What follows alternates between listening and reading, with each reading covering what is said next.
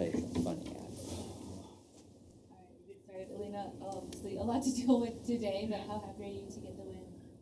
Yeah, definitely was not easy with all the conditions, the rain, stop and start, warmed up maybe like 10 times today. So yeah, it was not an easy thing to do, but I mean everyone is in the same conditions, so you have to just adjust and go again. And yeah, very happy with the performance overall.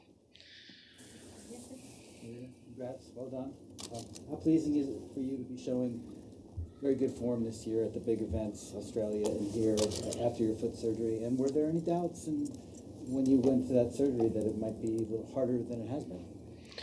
Um, well, I feel like it's been hard enough already because well, the food is something that we use on a daily basis as well, and with all the pain that I was struggling with months not stepping on the food at all, and you know it was swelling up during that month. It was really an experience, painful one. So yeah, regarding the coming back on the court.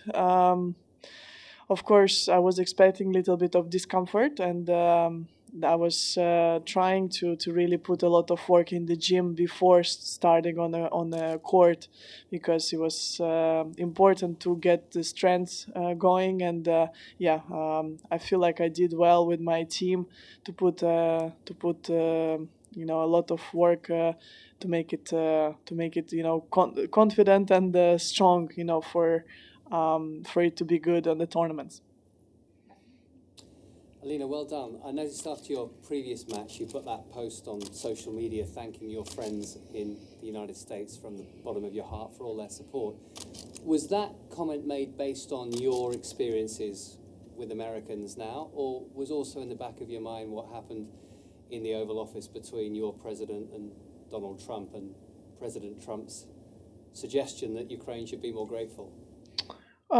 No, it was based on my experience. I feel like since that meeting in the Oval Office, I got a lot of messages of support from American people, and also, you know, a lot of people here when I arrived at the tournament were, you know, just giving the love and support to Ukrainians, you know, for people back at home. So yes, it's just based on a personal experience that I had here. Also, the massive support that I got, taking in consideration that I played three American girls back to back.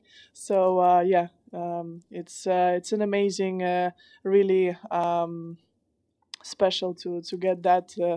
Taking in consideration, you know, all the stress that all Ukrainians are facing right now back at home. Yeah, and just staying on that topic, um, I mean, you mentioned the stress. This is about as stressful a time as there's been in a while. I mean, that's always stressful. I don't mean to suggest that, but certainly with the changes going on. So what is it that you do to click your mind off, or maybe you are not able to click your mind off and you're still thinking about this when you're on the court? How does it work that you're able to play such incredible tennis with all this still going on? What's the routine? Well, I mean, we are all humans. We get used to the situations, and it's been over 3 years now. The war is ongoing, and I feel like right now, um, you know, I try to really split the time where I'm looking at the news, where I'm checking the news still every day and couple of times a day, and especially right now where there is a lot of news coming. And yeah, there is time for that, and there is time also for tennis. There is time for training and recover, and just completely switch off from everything. Also time with my family, you know. I have my daughter here, you know, Gael is here as well. So you know, it's nice to sometimes switch off completely from what's going on. But it's just these moments, you know, it's few hours that I try to get, and I feel more refreshed, and feel like just a good energy when I need to perform, because I feel like I need to play well. I feel like it's something that I try to do for my country, and um, to see my flag raising, and to see the tick with the win for my country. And your grandmother's okay? So Well, she's facing a war every single day, so it's very very stressful for my family. But my parents, they try uh, to go there as much as possible to see her and to see the rest of my family who is back in Odessa. And when I have a moment and I have a small gap in the schedule, I also go back to Ukraine to check on her and to do some work with my foundation. So on a day like today where you have the starts and stops for tennis, but you still have, like you said, kind of manage when you look at the news and you're a parent, is it harder on days like today to have structure for clicking back into tennis when you're in and out like this?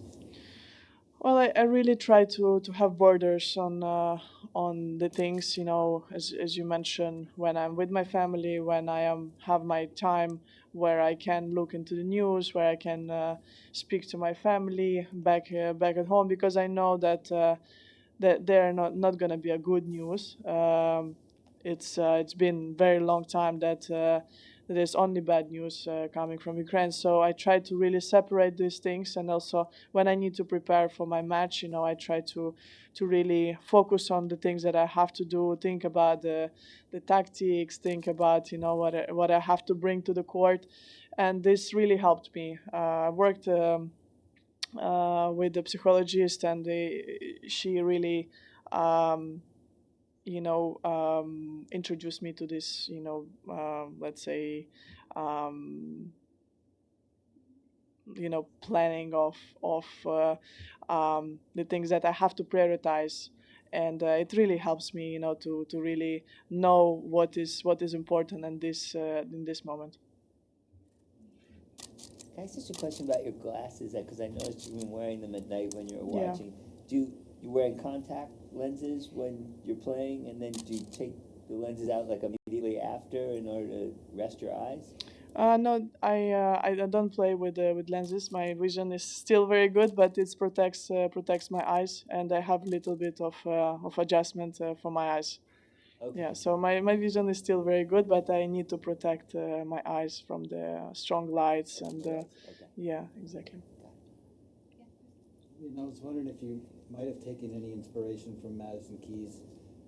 Completely different players, you and Madison, but maybe similar in the sense that you both knocked on the doors a lot at the slams. You're both around the same age. You're both making changes to your game and evolving, and to watch your breakthrough and win a slam, I wonder if you took notice and thought maybe that could be me. Yeah, definitely. Madison did an amazing job of winning Australian Open. It's a really special moment for her. I feel like she could have done it earlier as well, because with her big game, and she always was the one playing big matches. So yes, it's very well deserved, and for me, it definitely shows that you need to keep working. You need to try to find these opportunities, and to be there at that moment to take them. And she played unbelievable tennis, and um, yeah, it's really shows that when you work really hard, and you are there, you can just be the one taking that trophy. Thank you. Thank you.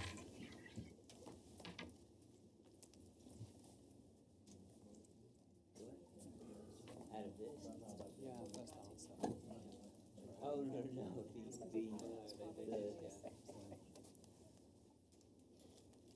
mean, it's theoretically the same group of readers in some sense. The people who commented on the time stories